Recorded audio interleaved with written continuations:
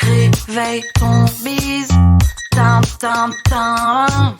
Réveille ton bise. Hello et bienvenue sur le podcast Réveille ton bise. Je suis Justine, mentor podcast et business.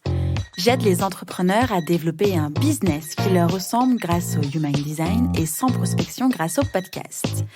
Tous les lundis à 6h, je me mets au défi de vous partager des conseils et de l'inspiration pour vous réveiller, vous et votre business. Est-ce que vous êtes prêts à attaquer cette nouvelle semaine à fond ? Moi, je le suis. C'est parti, bonne écoute.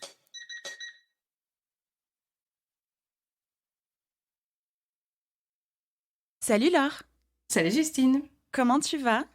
Très bien. C'est lundi, j'aime bien le lundi. Oui.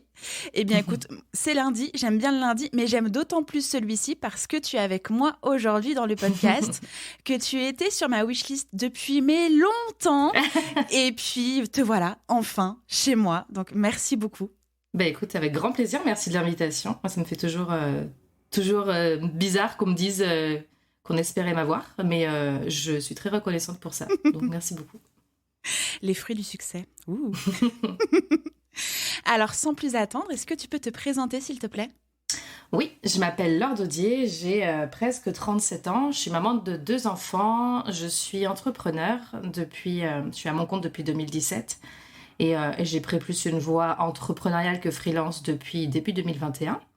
Et ma spécialité, c'est d'accompagner les indépendants au slowpreneuriat. Et je fais aussi à côté de l'enseignement sur des sujets de communication et de gestion de projet, donc ce qui est finalement assez lié auprès d'étudiants en bachelor et en master. Ok, trop bien. Comme tu l'as dit, aujourd'hui, on va parler de slowpreneuriat. Alors, toi, ta mission première au sein de ton entreprise, c'est de transmettre, évangéliser un petit peu le slowpreneuriat. Donc ça tombe bien, c'est le sujet du jour. On va commencer par le commencement. Est-ce que tu peux nous partager ta propre définition du slowpreneuriat ? Oui, le slowpreneuriat pour moi, c'est le fait d'entreprendre. Alors on va souvent résumer ça en disant en travaillant moins et mieux. C'est une bonne manière de le faire, mais je vais creuser un peu plus ce que j'entends par mieux. Parce que moins, ça, tout le monde le comprend. Et dans le mieux, il y a d'autres piliers importants.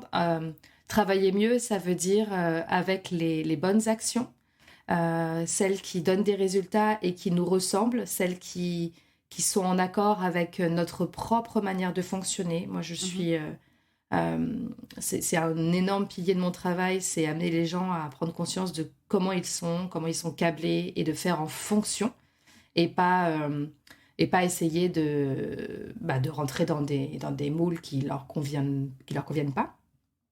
C'est se respecter, donc dans ce sens-là, mais aussi respecter son énergie, les capacités de son corps, enfin des trucs qui semblent bateaux, mais qu'en réalité, on a beaucoup de mal à faire quand on est dans ce milieu-là, parce qu'il y a beaucoup d'injonctions.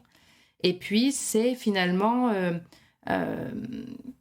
mettre son business, créer son business de façon à ce qu'il vienne supporter et servir les objectifs de vie qu'on a. Il y a beaucoup d'entrepreneurs qui sont très attachés à leur projet, et c'est normal, vont du coup vivre à côté en fonction du temps et de l'argent qu'ils ont disponible. Et donc, des fois, il n'y en a pas beaucoup dans les deux, où il n'y a que l'un ou que l'autre, etc. Et là, le slowpreneuriat, c'est un peu l'inverse, c'est se dire, j'ai envie de vivre quoi et comment je peux faire en sorte que mon business me le permette. Et qu'est-ce que ça n'est pas ? Parce que, comme tu l'as dit, on comprend bien que c'est travailler moins, mais mieux. Mais potentiellement, il peut y avoir des personnes qui vont se dire être dans le slow et en fait, finalement, ne pas forcément avancer. Donc, le slowpreneuriat, qu'est-ce que ça n'est pas ? Alors, ce que ça n'est pas, c'est pas juste travailler moins, c'est pas un temps partiel. Alors, quoi qu'il peut y avoir des gens qui travaillent très peu. Moi, je suis quasiment ce qu'on pourrait considérer un temps partiel, parce que je travaille qu'une vingtaine d'heures par semaine. Mais quelqu'un qui se dit, j'ai juste réduit mon temps de travail et qui, du coup, ne fait pas d'autres actions, il réduit aussi ses objectifs, réduit tout ça. Alors si d'une certaine manière, il va être dans le slowpreneuriat parce que ils décident que le boulot prend une moindre place. Mais c'est vrai que la manière, en tout cas, moi, dont j'accompagne les gens, et ce pourquoi on vient me chercher, c'est plus, ok, je veux baisser mon temps de travail, mais par contre, j'ai pas forcément envie de baisser mes résultats, mes objectifs, etc. Et c'est là que ça peut sembler compliqué. Donc c'est pas juste se dire alors si, c'est plutôt ça, c'est que ce n'est pas juste travailler moins et par miracle du coup on garde les mêmes trucs, d'accord? Donc ça, faut bien le comprendre. C'est pas non plus c'est pas une méthode magique, c'est-à-dire que je sais que c'est très à la mode, les méthodes, et ça, le pragmatisme du monde entrepreneurial aujourd'hui aime bien les choses méthodiques, un peu d'ingénierie qu'on peut reproduire et dupliquer. Et moi, je pense que c'est pas une méthode parce que, en fait, quand tu écoutes un peu le parcours des différents entrepreneurs, tu te rends compte qu'il y a tellement de voies différentes qui mènent au succès. Ça dépend de tellement de choses que s'il y avait une méthode magique, je pense que ça se saurait. Et donc, c'est pas une méthode de A à Z, de choses à appliquer pour y arriver. Et qu'est-ce que ça n'est pas d'autre? C'est pas du bullshit et c'est pas une utopie. Et je sais que ça, les gens ont un peu de mal à le croire parce que c'est quelque chose à contre-courant, mais ce n'est pas quelque chose qui est fait pour faire rêver, mais qui n'est accessible qu'à une toute petite portion de personnes qui auraient de la chance, etc. C'est quelque chose de très, très concret. Comment est-ce que tu es tombée dans cette marmite? Je pense que j'y suis tombée un peu par nécessité, sans savoir vers quoi ça allait me mener, parce que quand je me suis mise à mon compte en 2017, donc après plusieurs années en salariat où j'ai fait un burn-out, le truc classique, donc je me suis mise à mon compte pour être un peu plus libre de mes mouvements et de mon temps de travail et puis de mes méthodes de travail. Et je suis tombée enceinte au même moment. Et quand tu développes un business en ayant un bébé, alors après il y a différentes façons de faire, mais pour moi c'était très clair qu'il était hors de question que je travaille les soirs, les week-ends, etc., comme ce que je pouvais faire avant.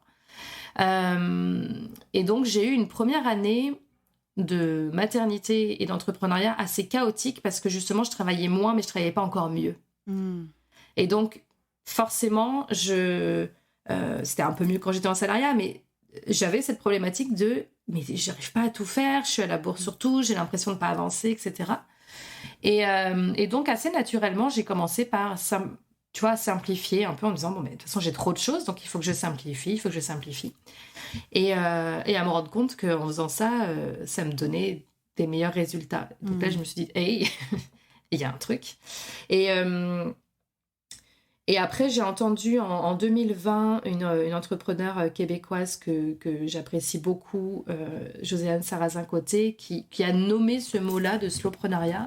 Okay. Et j'ai écouté son expérience et je me suis dit mais c'est exactement ça en fait que je vis. Et j'ai découvert ce mot-là qui m'a beaucoup parlé. Et c'est vraiment en fait c'est la philosophie du mouvement slow mais appliqué à l'entrepreneuriat.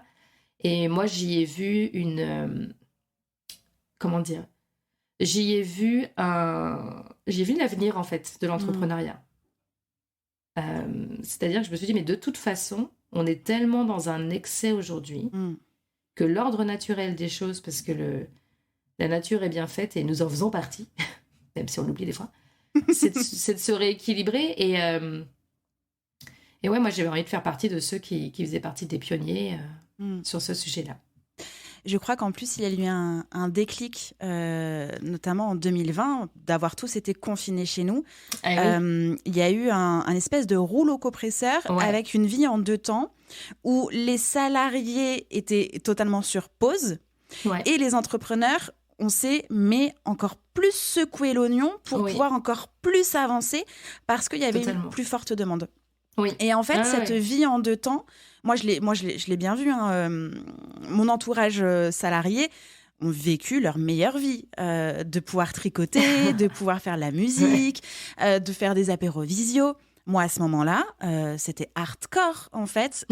J'accompagnais Pendant quelques mois, j'ai accompagné 60 entrepreneurs par mois, ce qui équivaut à 30 visios semaine. J'avais mon premier podcast, Justin Tune, c'était 2 jours de prod par semaine pour un épisode de podcast.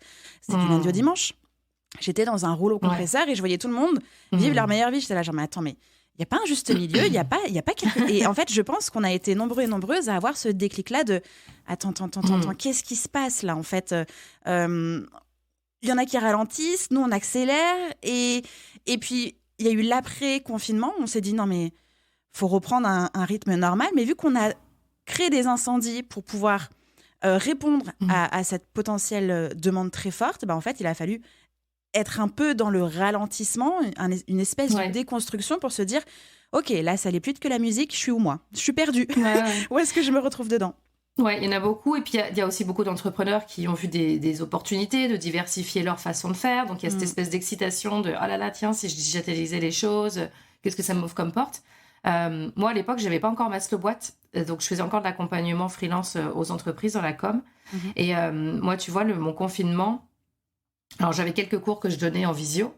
Mais en dehors de ça, moi, c'était un énorme accélérateur aussi, justement, dans mon chemin vers le slowpreneuriat parce que mon fils avait 2 ans et en fait habituellement il était gardé à la crèche, donc en fait nous la semaine, la journée on s'en occupait pas, il était à la crèche, on bossait, etc. Et donc là on s'est retrouvés avec un enfant de 2 ans à occuper toute la journée et on a commencé le confinement où on faisait chacun une journée de boulot, on alternait et on a fini le confinement où on ne bossait plus chacun que 2 heures par jour. Ok. Parce qu'en fait, passer toute une journée à... ça peut paraître con quand tu te dis c'est ton gamin. Ouais, mais en fait, trouver des occupations toute la journée, quand c'est pas le week-end... Et on était confinés en plus, si on pouvait pas sortir. Oui. Donc, nous, habituellement, le week-end, on sortait, on faisait des trucs. Donc une journée, c'était devenu trop long. Puis après, on s'était dit, allez, on fait par demi-journée. Et puis en fait, on faisait plus que 2 heures chacun par jour. Et là, je me suis rendu compte que, en fait, en 2 heures, j'étais obligée de prioriser. Et je me suis rendu compte que même en bossant comme ça, j'arrivais à avancer. Et j'avançais bien. Et donc ouais, moi, ça a été un accélérateur en ralentissant, pour le coup. Ça. Mais c'est aussi ce qui m'a fait comprendre que ce que je fais aujourd'hui et ce que j'enseigne aujourd'hui, en fait. Pour l'avoir expérimenté, sans même avoir encore de mots mis dessus ou d'objectifs par rapport à ça, c'était juste mais tiens, mais là, il y a un filon... Pourquoi est-ce que je me fais... En fait, pourquoi est-ce que je m'emmerde habituellement à faire tout ce temps de travail-là alors qu'il y a plein de fioritures, quoi. Totalement. Une sorte de légende urbaine existe dans le monde de l'entrepreneuriat et qui est bien souvent trop prise au pied de la lettre. Il se dit que sur les 6 premiers mois, voire la première année de son aventure entrepreneuriale, on ne peut pas prendre de vacances parce qu'il faut rester absolument concentré, focus sur son business et au risque de, si on prend des vacances, que tout s'écroule. Moi, ça me rend ouf, cette légende urbaine. Et je vois beaucoup trop d'entrepreneurs et d'entrepreneuses vraiment dans ce mood-là. Ce qui me fait poser cette question de peut-on créer dès le départ une entreprise slow ? Oui, bien sûr. Et j'ai même envie de dire que si c'est un des objectifs qu'on a, c'est-à-dire d'avoir un business qui tourne, mais sans forcément s'épuiser, ce qui est plutôt un objectif raisonnable, il vaut mieux commencer comme ça. Pourquoi ? Parce que le piège dans lequel... alors moi, j'accompagne des gens qui se lancent et des gens qui sont déjà lancés. Okay. Donc je vois bien la différence. Et en fait, alors chacun a un petit peu ses blocages. C'est-à-dire que ceux qui sont déjà lancés, le plus gros travail qu'ils vont avoir à faire, c'est de déconstruire certaines habitudes et parfois changer des choses vis-à-vis de leurs clients, de leur fonctionnement, etc. Et donc ça peut prendre un certain temps parce que il faut que les clients s'ajustent. Ça se fait, mais faut pas croire en fait que c'est plus facile une fois qu'on est lancé. Et ceux qui se lancent, la crainte qu'ils ont, c'est de se dire mais si je mets pas le paquet, en fait, tu vois, il y a tellement, comme tu le dis, cette idée que les premiers temps, il faut être à fond, et que c'est comme si c'était la clé de la réussite. Maintenant, il faudra qu'on m'explique pourquoi. Parce que la quantité de travail n'a jamais été ce qui a apporté le résultat. C'est ce qu'on fait dedans. Alors qu'évidemment, tu travailles beaucoup, et tu te fais que des choses d'extrême qualité, oui, ça va donner du résultat, mais sauf que quand tu travailles beaucoup, déjà, comme je disais, on se rend pas compte, mais on fait plein de choses qui ne servent à rien. C'est la loi de Pareto, hein, 80% des choses que tu fais, ça représente à peu près 20% de tes résultats. Donc, il y a ça, et puis tu t'épuises. C'est ça. Et puis tu te fatigues, et puis tu es stressé. Et les premiers temps dans une activité, il y a un stress qui est normal et qui n'est pas forcément néfaste, hein, de « ah là là, qu'est-ce que ça va donner ?» Et puis voilà. Plus tu luttes contre ce stress, contre cette fatigue, et plus tu continues, et moins tu es efficace, et moins tu as de résultats, et moins tu as de qualité. Donc, mais comme cette idée-là est très ancrée, souvent ceux qui se lancent et qui choisissent de le faire en mode slow, ils gardent un petit peu cette inquiétude-là. Sauf que, justement, comme je disais, une fois que quand tu as dédié tout ton temps, par exemple, à te faire de la com et du commercial pour trouver des clients, tu vois, dans les temps où tu n'en as pas encore. Donc, tu remplis ton temps avec ça. Le jour où tu as des clients, tu te retrouves un peu coincé. Tu vois, si tu t'es dit, allez, moi, ma com, je vais mettre sur Instagram, et puis sur LinkedIn, et puis je vais faire un podcast, et puis je vais faire des articles de blog, etc. Et hop, c'est ça qui te fait avoir des clients. Et donc, tu as l'impression que, mais du coup, tout ça est indispensable, puisque c'est grâce à ça que j'ai des clients. Mais du coup, il faut que je continue, et puis il faut que je calme le travail que je fais avec mes clients avec. Et c'est là que si jamais tu t'étais dit non, mais le slow, je verrai après, bien souvent, quand tu l'as pas intégré dès le départ, tu te retrouves à être dans l'anti-slow, quoi. Donc, moi, les gens avec qui je travaille et qui se lancent avec ça, il y a vraiment cette partie de... bien sûr, tu passes du temps à créer tes offres, à faire de la com, à te faire connaître, mais t'es pas obligé d'être à temps plein, en fait, au départ. Le but, c'est plutôt de voir comment est-ce que tu te gardes une marge de temps que tu utilises pour d'autres projets, pour toi, pour tout ça, ou pour te former, par exemple, ou tu vois, des choses que tu n'auras pas forcément, que tu pourras faire sauter, entre guillemets, après, le jour où tu as des clients. Mais si tout ce que tu fais, si tout est rempli de travail qui te paraît à terme indispensable, dans lequel tu vas avoir du mal à faire du tri, tu vas te retrouver piégé. C'est ça. Et puis, c'est la route pour aller tout droit vers destination burn-out. Mais oui, parce qu'en plus, c'est hyper stressant les débuts parce que tu sais pas ce que ça va donner. Tu es dans l'attente de, est-ce que ce que je fais, ça va fonctionner ? Et des fois, ça met un petit peu de temps à avoir les résultats que tu veux parce que, comme j'ai dit, il n'y a pas de l'entrepreneuriat non plus, il n'y a pas de méthode miracle, hein. Et donc, selon ton métier, selon comment tu fonctionnes, selon plein de choses qui sont même du contexte extérieur, les résultats vont arriver plus ou moins vite. Et quand tu te rends compte que les résultats mettent du temps à arriver, c'est déjà stressant en soi. Donc, si en plus c'est fatigué, si en plus tu n'as pas cette prise de recul, le réflexe, très souvent, c'est de te dire « je vais mettre les bouchées doubles ». C'est ça. En fait, au lieu de se dire « Attends, dans tout ce que je fais, même si ça donne pas encore assez de résultats, c'est quoi qui en donne le plus et je vais essayer de me concentrer là-dessus », c'est pas du tout le réflexe que les gens ont. Le réflexe, c'est ça marche pas, je vais tester autre chose, je vais me rajouter des briques, je vais me rajouter des trucs et en fait, Ouais, totalement. On a vu de nombreux avantages d'avoir une entreprise qui démarre ou en tout cas qui tend vers le slow. Est-ce que tu peux les résumer, s'il te plaît ? Les avantages d'une entreprise qui va vers le slow ? Oui. Alors, il y a des avantages, pour moi, il y en a de 3 types.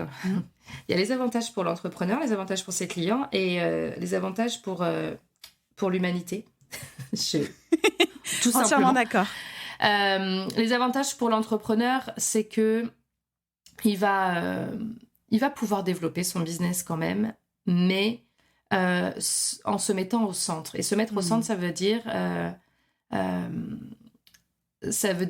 adapter ses façons de travailler, même les personnes qu'il vise, ce qu'il fait, son métier, les formats, le business model, etc., à ce qui est le plus confortable pour lui ou pour elle. C'est-à-dire ce qui va le faire le plus facilement et donc qui, a priori, va lui donner les meilleurs résultats. C'est ce que j'appelle l'égoïsme sain. C'est pas l'égoïsme qui est contre les autres, c'est juste penser à soi pour faire mieux pour les autres et pour soi. Donc ça vous permet de développer un business et d'avoir des résultats sans s'épuiser. L'avantage pour les clients, c'est que quand on a quel que soit le métier, qu'on fasse de la fabrication de produits, qu'on fasse du service, qu'on fasse de la vente, peu importe, quand on est face à quelqu'un qui est bien, qui est en bonne santé, en bonne forme, qui est content de faire ce qu'il fait, qui est dans sa zone de confort, etc., ben, c'est quand même plus rassurant pour avoir de la qualité que quelqu'un qui a l'air de galérer. Et donc, très souvent, ça amène à des résultats de meilleure qualité. Et l'avantage pour l'humanité, c'est que on a un besoin de ralentissement qui est global. Et les entrepreneurs et les indépendants, c'est nous qui donnons du boulot, entre guillemets, à tous les autres, y compris entre nous. C'est-à-dire que même un freelance, qui n'a pas de salarié, ou un entrepreneur qui travaille avec d'autres indépendants, en attendant, il leur donne du boulot. Et puis il y a ceux qui ont des salariés. Et je pense qu'on a un vrai rôle à jouer là-dedans si nous, on arrive à ralentir au global, de montrer un exemple qui est plus sain. Et on le voit, hein, tu as des pays où on commence à comprendre que le rythme de travail, quand il y en a trop, c'est pas forcément bon, ni pour les gens, ni pour la productivité. Et donc, je suis convaincue que le slowpreneuriat aussi, c'est quelque chose qui est nécessaire de manière beaucoup plus large que juste l'entrepreneur et ses clients. Et c'est ça que je trouve bien, en fait. Mais le mouvement slow en général, hein, d'ailleurs. Oui. Je pense que c'est ce dont le monde a besoin et c'est l'équilibre qui va se refaire petit à petit, naturellement, qu'on le veuille ou non. Entièrement d'accord. Est-ce que tu vois des inconvénients au slowpreneuriat ? Des inconvénients au slowpreneuriat, c'est quand même... c'est quelque chose dans lequel il faut apprendre à faire des choix et à renoncer à certaines choses. Ce dont on se rend compte au fur et à mesure, c'est que les choses auxquelles on renonce sont finalement pas des choses essentielles. Mais ça vient au fur et à mesure de la... Ouais, en fait, on s'en rend pas trop compte au départ. Et donc, il faut être prêt à faire, en tout cas, aller dans ce chemin-là. En se disant, bon, un jour, ça va me sembler normal et je vais me rendre compte que tout ce dont je me débarrasse, finalement, ça m'apportait pas grand-chose, mais c'est un gros changement. Et ça prend du temps. Et c'est normal, hein. Alors déjà parce que c'est un gros changement. Et donc, ça peut être un sacré chemin pour beaucoup de monde. Après, il y a toujours le risque... je parle vraiment de risque perçu, mais souvent, on se rend compte que ça n'est pas tant que ça. Ça ne va pas convenir à tout le monde en termes de clientèle. On ne va pas toujours être compris aussi par notre entourage, parce que pour le moment, c'est quelque chose qui est très à contre-courant. Alors, heureusement, il y a aussi plein de gens qui le comprennent, y compris dans la clientèle. Ou alors, il y a des clients qui s'en foutent, hein, tout simplement. Hein, ce n'est pas leur problème, hein, du moment qu'ils ont le résultat. Il y en a plein comme ça, en fait. Hein. La majorité, c'est ça. Et du coup, je pense que ce qui est le plus dur, souvent, pour les gens, c'est dans leur entourage, ou parmi leurs pairs, qui sont indépendants et entrepreneurs aussi, d'avoir l'impression de ne pas être compris. Mais ça, c'est pareil, je sais que c'est des choses qui vont évoluer. Mais il faut s'y attendre, en fait. Oui. Mais ceci dit, souvent, les gens qui vont vers le slowpreneuriat, ils ont déjà l'impression d'être un peu à côté de la plaque. Donc, quitte à être à côté de la plaque, autant que ce soit pour aller dans un chemin qui leur fait du bien, quoi. Mais ça, c'est les deux plus gros trucs. Accepter d'être à contre-courant pendant un petit moment, même s'ils ne sont pas seuls pour autant. Et accepter qu'il va falloir faire du tri. Et peut-être qu'il va y avoir un peu de peur de passer à côté de choses ou de ne pas pouvoir faire avec si peu de choses, alors que... Et ça met un petit temps. Il faut être prêt à ça. Je comprends complètement. Tu sais, je voulais pas être entrepreneur. Donc, mes parents... Ouais, c'est raté. La nana est entrepreneur depuis 2017, mais voilà, elle voulait pas. Elle est venue ici, comme ça, un petit peu à tâtons. Non, en fait, donc, ma maman est entrepreneur. Mon père aussi, mais entreprise physique. Et surtout ma mère, je l'ai toujours vue, mais se tuer à la tâche, vraiment. Entre le premier magasin de diététique, le premier dépôt de bilan, la réouverture d'un centre d'esthétique, les travaux, l'ouverture. Moi, j'étais enfant, mais en fait, je voyais bien que ma maman était... dans l'entreprise, en fait, du lundi au dimanche. Et si c'était pas avec ses clientes, c'était en gestion, en admin, en formation, en achat, en ménage, etc., etc.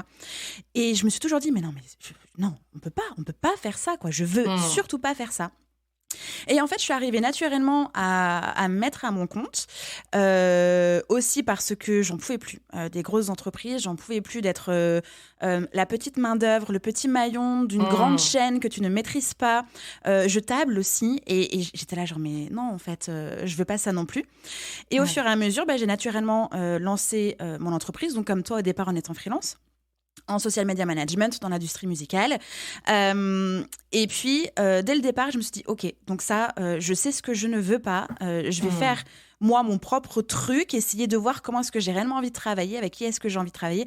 Alors, évidemment, dès le départ, je ne me suis pas dit, bon, allez, je vais travailler 20 heures. C'est en testant au fur et à mesure que je me suis dit, non, ça, en fait, ça n'apporte pas de résultats, ça me fait pas kiffer. Et puis, au fur et à mesure, j'ai même arrêté de travailler avec les clients avec lesquels j'avais commencé parce qu'en fait, ça l'allait pas du tout. D'un point de vue cadre, d'un point de vue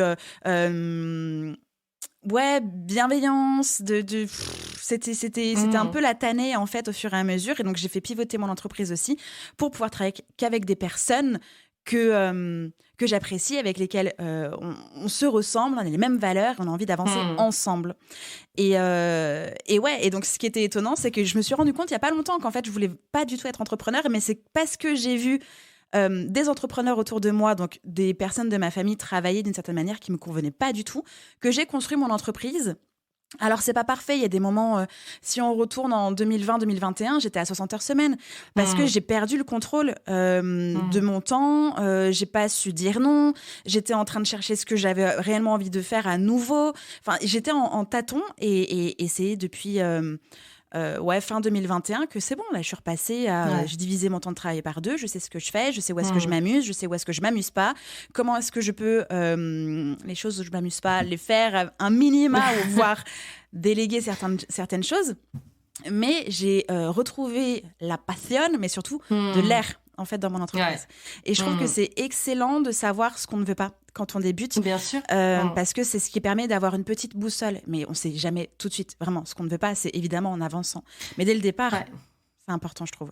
Oui, complètement. De toute façon, moi, tu vois, dans mon programme d'accompagnement, dans les 2 premiers modules, ça sert à poser le cadre. Et justement, c'est quoi ce cadre ? Un cadre pas limitatif, mais un cadre sécurité, tu vois. Qu'est-ce qui me sécurise, qui fait que je suis confortable, et c'est quoi mes limites ? Et donc, c'est les fondations, en fait. Et même si, comme tu le dis, il y en a qui se rajoutent au fur et à mesure, parce que des fois, il y a des trucs, tiens, on n'a jamais expérimenté, on essaye, ah non, ça par contre, tiens, je le rajoute à ma liste. Et c'est un réflexe à prendre. Mais pour rebondir sur ce que tu dis, sur l'exemple des parents, je comprends, moi, mon père est entrepreneur, alors dans le service, dans le bâtiment, mais c'est pareil, alors même quand il était salarié, il travaillait quand même beaucoup, mais du jour où il s'est mis à son compte, il travaillait tous les jours. Mais je pense que c'est notre génération aussi. Mais ce sont les exemples, notre génération d'indépendants. Pour ceux qui ont eu des parents entrepreneurs, l'exemple qu'on a eu bien souvent, c'est pas du tout ce qu'on fait aujourd'hui. Mais de toute façon, quand tu as une entreprise, tu sacrifies tout au service de cette entreprise et c'est considéré comme normal. Et nous, on est de plus en plus... Alors, il y en a encore beaucoup qui sont comme ça, mais en fait, on est dans un espèce d'entre-deux, c'est-à-dire que nous, globalement, je pense qu'on a compris que non, c'est pas normal, en fait, de tout sacrifier pour ton entreprise, mais la grande majorité des gens ne savent pas encore comment faire autrement. Tu sais, c'est cette espèce de transition de... OK, mais comme pour toutes les transitions dans lesquelles on est, au niveau...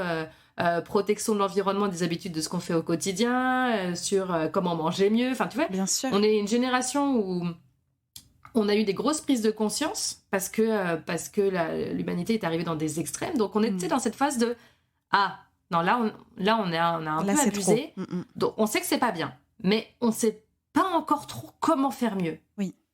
Et mais moi, c'était pareil. Moi, je me souviens quand j'étais au lycée, je crois, ou au collège, je sais plus, où donc mon père était déjà à son compte, conseiller d'orientation, m'avait dit « Tu veux faire quoi plus tard ?» Je fais « J'en sais rien, mais je veux surtout pas être derrière un bureau. »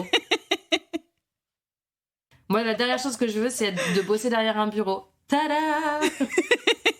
Mais c'est pas n'importe quel bureau, c'est ton bureau. Non. Mais tu vois, c'est ça, c'est parce que on voit ça. Et puis, je sais plus où est-ce que j'ai entendu l'autre jour. Ah si, c'est que je lisais Et ça m'a fait tilt. Je lisais un livre de Christian Junod sur la relation à l'argent, qui était super intéressant. Et où il disait que souvent, quand on parle d'argent aux enfants et qu'on parle du travail aux enfants, c'est souvent pour s'en plaindre. Et en fait, il n'y a pas beaucoup de gens, mais entrepreneurs ou travailleurs, je pense, tu sais, qui disent à ses enfants, j'ai passé une super journée au boulot, etc. Je crois que ce que se disent soit ça doit pas les intéresser, donc on n'en parle pas. Et du coup, on parle peut-être que quand c'est pénible. Bien sûr. Parce que tu sais, c'est voilà. Et j'étais là, mais c'est vrai en fait. Tu vois, moi, mon père, je sais que même si j'ai toujours entendu galérer et se plaindre, mais il adorait son boulot.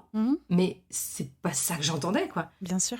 Et en fait, je pense que, tu vois, en tant que génération d'indépendants et d'entrepreneurs, pour ceux qui ont des enfants, de parler positivement de notre travail, ou au moins de manière neutre, c'est-à-dire il peut y avoir du négatif, mais aussi positivement, ça va peut-être leur donner une vision de l'entrepreneuriat qui sera plus positive que celle qu'on a pu avoir.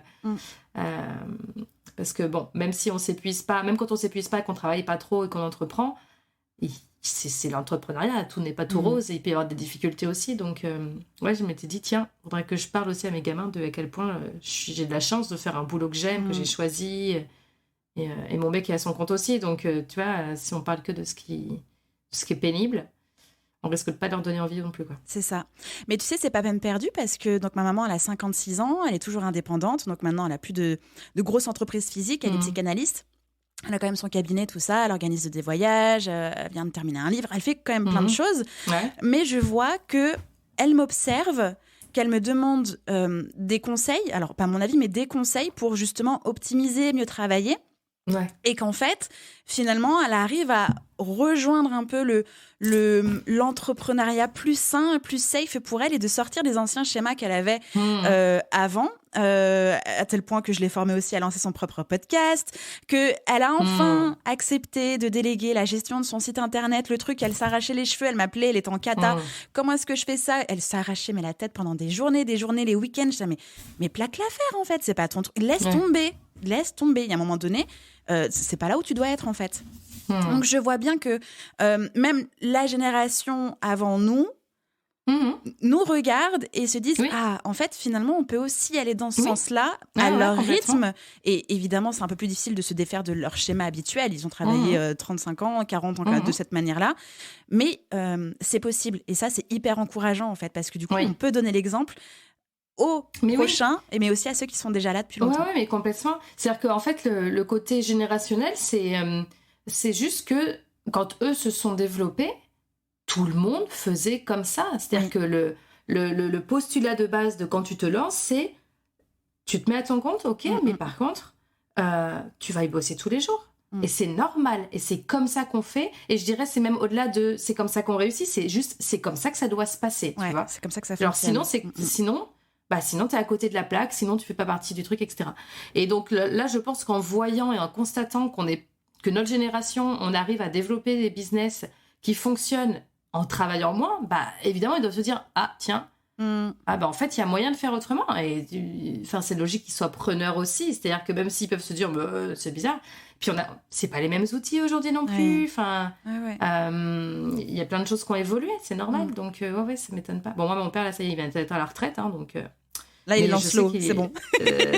Voilà. Mais du coup, oui, je sais que moi, sur cette dernière année, c'est un champ qu'il allait arrêter, mais en tout cas, il regardait ce que je faisais. Mais comme il m'a dit une fois, c'est dommage qu'on ne soit pas connu plus tôt ou que tu n'aies pas fait. Tu sais, genre, mais ouais, tu sais, le côté, ah merde, si j'avais su. Oui, mais désolé, moi, par contre, je me suis mis. J'ai temps de grandir, tout ça. C'est ça. Et mais moi, je trouve que c'est hyper encourageant et j'ai... Alors, du coup, ça me permet de te poser une question. Est-ce que tu as identifié des grandes étapes pour justement enclencher ce pivot-là? Alors, soit quand on se lance, tout de suite avoir les bonnes habitudes, mais aussi quand on est déjà lancé. Quelles sont les grandes étapes pour se diriger vers une entreprise slow, plus safe et agréable au quotidien? Oui, bien sûr, j'ai identifié ça. Pour moi, le point de départ, comme je le disais, c'est donc ce qui constitue les fondations pour moi. Qu'on se lance ou qu'on soit déjà lancé, ça changerait. En fait, les étapes sont les mêmes. Vu que le but, c'est de se mettre au centre de son entreprise, faut déjà savoir qui on est, qu'est-ce qui nous motive et comment on fonctionne.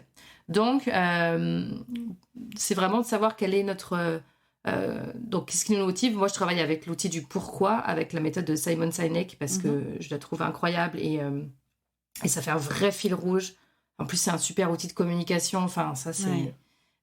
et puis, ça permet surtout, une fois qu'on l'a identifié, de faire le bilan, genre, ah, mais c'est pour ça que ça, en fait, ça marche pas. Ah, mais c'est pour ça que ça me fait suer. Ah, mais c'est pour ça que ce client-là, ça matche pas. Donc, déjà, tu vois, ça permet de poser des bases et de se dire, si je veux m'épanouir dans mon job, il faut que je fasse des choses qui répondent à ce pourquoi-là. Parce que c'est là, en fait, que je me sens le plus à ma place et c'est là que j'excelle. C'est ma zone de talent. C'est là que j'ai le plus d'impact. Donc, ça, c'est une première étape.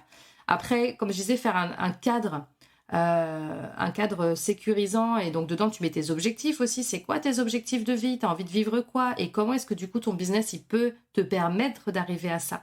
Et donc quand t'as dit que moi ce que j'ai envie de vivre c'est pas de bosser toute la semaine et d'avoir des week-ends, ça veut dire, tu vois, tu poses tes paramètres en fait. Oui. Donc poser les paramètres à partir desquels tu vas travailler, quelles sont tes limites, donc toute cette partie-là, et comment tu te fais finalement Moi, c'est un outil que j'ai conçu qui s'appelle le filtre de prise de décision. C'est-à-dire que dans ton business, après, quand tu dois prendre une décision, que ce soit un truc bateau du genre, tiens, je sais pas, j'ai envie de faire une publication de tel type, jusqu'à, on me propose un partenariat, je dois travailler avec tel client, ou tiens, j'ai une idée de nouveau projet.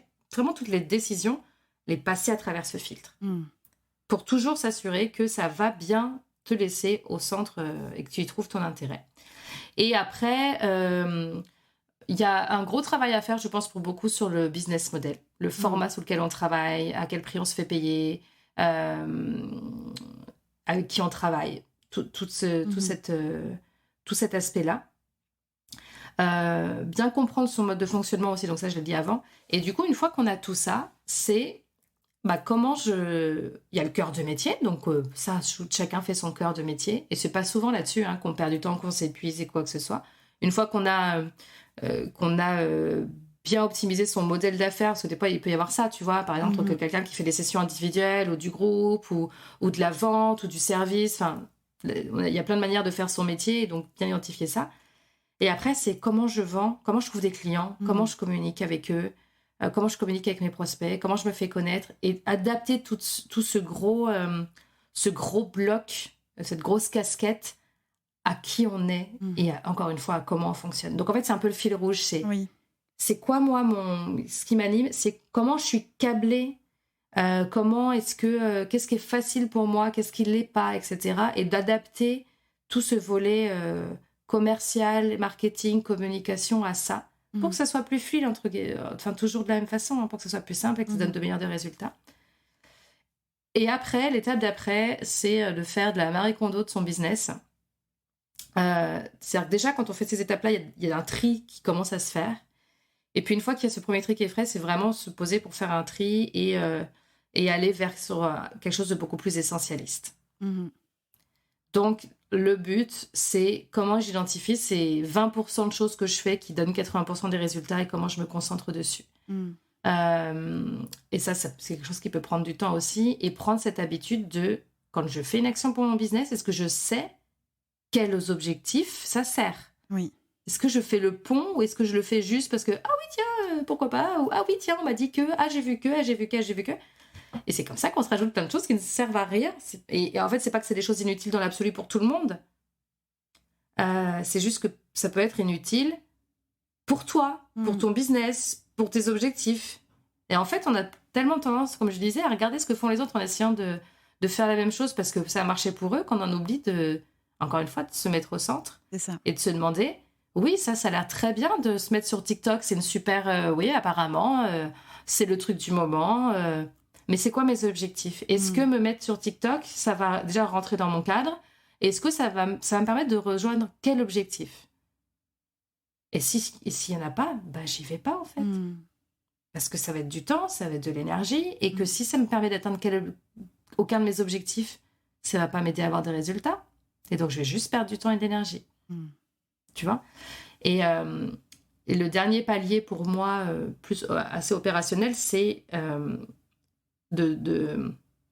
Alors, je dirais pas de travailler son organisation, mais de laisser à son cerveau la place pour prendre l'organisation qui lui est la plus naturelle. Et une fois qu'on a fait le tri, etc., c'est plus facile. Donc, comment tu repères tu vois, c'est quand est-ce que je suis plus efficace dans la journée? Est-ce que je peux pas m'organiser en fonction? Comment je fais respecter mon organisation, etc. Mais ça vient vraiment en dernier point. Et c'est vrai, quand on parle de travailler moins, souvent les gens ont l'impression qu'il faut commencer par se réorganiser. Mais c'est comme si tu as un placard qui déborde et que tu veux mieux le ranger. Tant que tu n'élimines pas des choses, il va toujours déborder, quelle que soit la manière dont tu le ranges, en fait. Et puis après,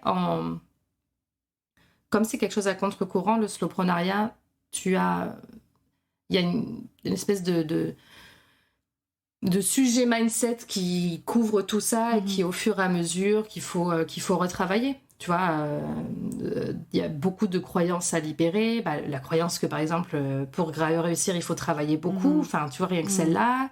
La croyance que pour mériter de réussir, il faut souffrir. C'est, voilà. La croyance que si tu dis non à quelqu'un, tu vas être une mauvaise personne.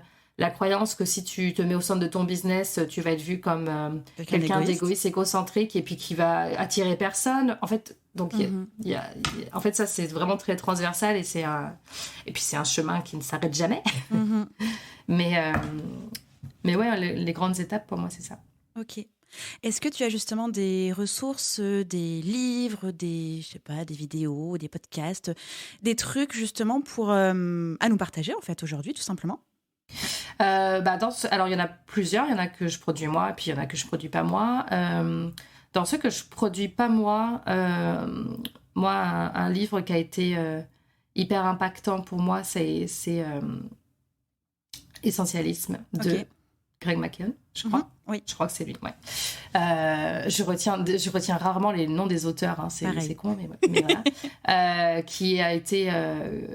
qui a confirmé quelque chose que je faisais déjà, et ça m'a beaucoup rassurée de me rendre compte que, en fait, c'est bon, je suis pas à côté de la plaque, il y a d'autres gens qui font comme ça, et qui est plein de clés et d'outils géniaux pour ça.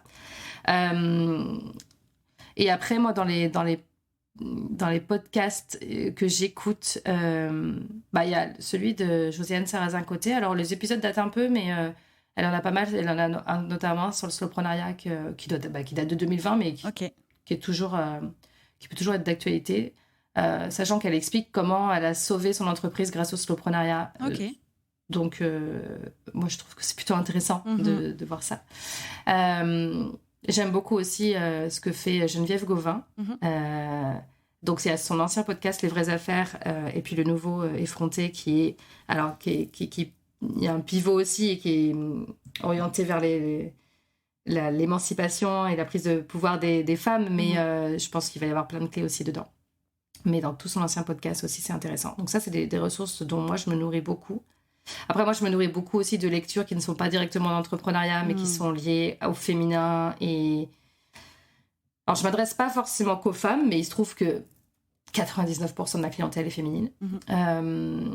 Et surtout, plus je me rapproche de ce que nous sommes en tant que femmes de manière organique et naturelle, et plus je me rends compte que ça se rapproche du slowprenariat, et que voilà. Donc après, moi, j'ai plein de lectures sur la place de la femme depuis des millénaires. Donc ça, c'est des choses que je lis beaucoup.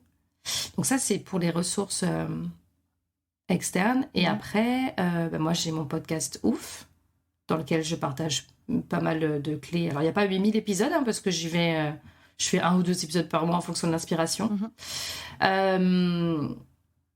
Sur les sujets féminité, entrepreneuriat, j'ai mon podcast des Hyperlax aussi, qui démarre juste, mais qui, je pense, peut donner des pistes aussi là-dessus aux femmes.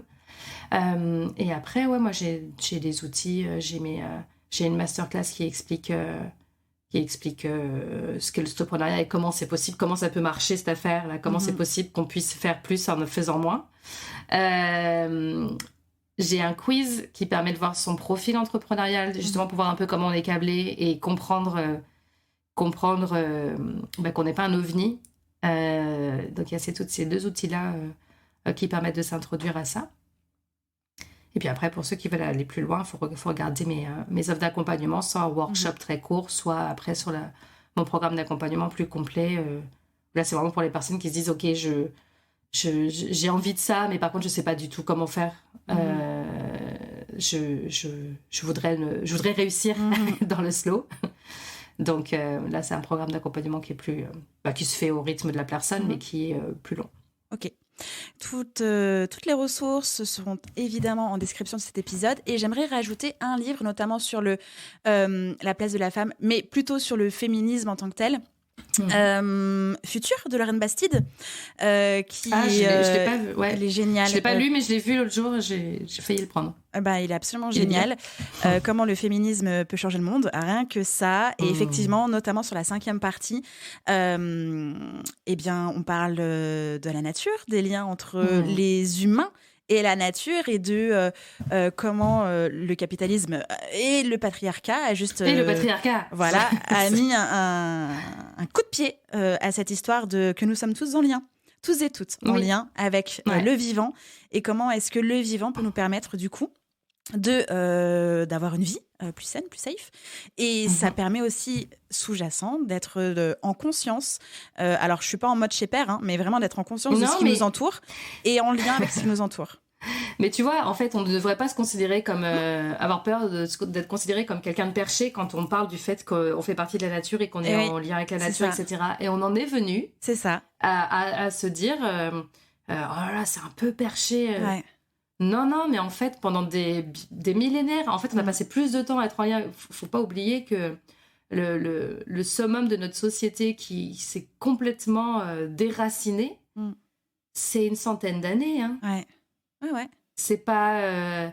Alors, ça a été progressif, mais il y a vraiment que ce dernier siècle, centenaire plutôt, où, à un moment donné, on a arrêté on a coupé ces ponts-là au point de détruire la nature, au point de tout ça. Donc, et aujourd'hui, c'est arrivé à un tel extrême que dès que tu commences à dire oui, non, mais moi, la nature... Et puis, tout ce qui est lié à la féminité, en fait, l'intuition, l'instinct, les histoires, enfin, tous ces rôles-là. Mais c'est gentillet, tu vois. C'est sur les sorcières, c'est des trucs un peu perchés, c'est des trucs... mais dit négativement, quoi, tu vois. Et non, en fait, c'est la vie. Faut pas oublier qu'on est des putains de mammifères, quoi. On est juste des putains de mammifères qui avons un gros cerveau. C'est ça. Mais un peu trop de la même façon que n'importe quel animal peut être influencé par ce qui se passe, par la météo, tout ça, en fait, nous aussi. Et il va falloir, à un moment donné, l'intégrer. Un des rôles ancestraux des femmes, c'est de protéger. Ah, tu m'entends plus ? Attends, je t'entendais en robot. Ah. Tu m'entends ? Ouais, je t'entends. Tu m'entends ou pas ? Ouais, tu m'entends plus ? Allô ? Tu es là ? Ah ouais, ok, c'est bon, c'est revenu. J'avais un bout... Trop bizarre. Ouais, je pense que c'est bon. Je pense que j'avais un décalage. Ok. Là, c'est bon, ça marche ? Okay. Oui, là, c'est bon, ça marche. Oui, je disais, faut pas oublier qu'un des rôles ancestraux des femmes, c'est de protéger ce lien avec la nature. Donc, ça m'étonne pas que dans son livre, Lorraine, elle parle de ça, et dans quoi le féminisme, si on l'entend comme la reprise d'une juste place du féminin, peut sauver le monde, Ouais, bien sûr. Totalement. Je te recommande à fond de lire ce livre. Il est absolument génial. Super. Tu vois, j'en avais plein, là. J'ai plusieurs livres sur le sujet, et j'avais vu sa couverture. Et écoute, je reprends la recommandation. Parfait. Merci beaucoup pour ce partage, vraiment. Et évidemment, merci beaucoup pour cet épisode absolument fantastique. Je l'ai pris plein les oreilles. J'espère que nos auditeurs et nos auditrices ont autant kiffé que moi aujourd'hui. Tu reviens quand tu veux dans le podcast. Ma porte est grande ouverte. Merci beaucoup, Justine. C'est très gentil. J'ai beaucoup apprécié discuter avec toi aussi. Tout pareil. Je te souhaite une belle journée et à très bientôt. Merci. Bonne journée. Bye. Salut. J'espère que cet épisode vous a plu. N'hésitez pas à partager le podcast à une personne qui veut aussi se réveiller avec vous. Retrouvez l'ensemble des informations et des liens en description de l'épisode, ainsi que sur le site internet www.justinarma.com. Si vous avez des idées, des suggestions, ou si vous avez juste aimé cet épisode et que vous voulez me le dire, direction Apple Podcast pour laisser un commentaire et des petites étoiles. pouvez aussi me laisser des petits mots sur Instagram au nom de Justine-Arma avec 2 A ou par mail à l'adresse hello@justinarma.com. N'oubliez pas de vous abonner à Réveille ton bise sur votre plateforme d'écoute préférée pour ne pas louper votre réveil. On se retrouve lundi prochain, 6h, pour un nouvel épisode. Bonne semaine. Ciao!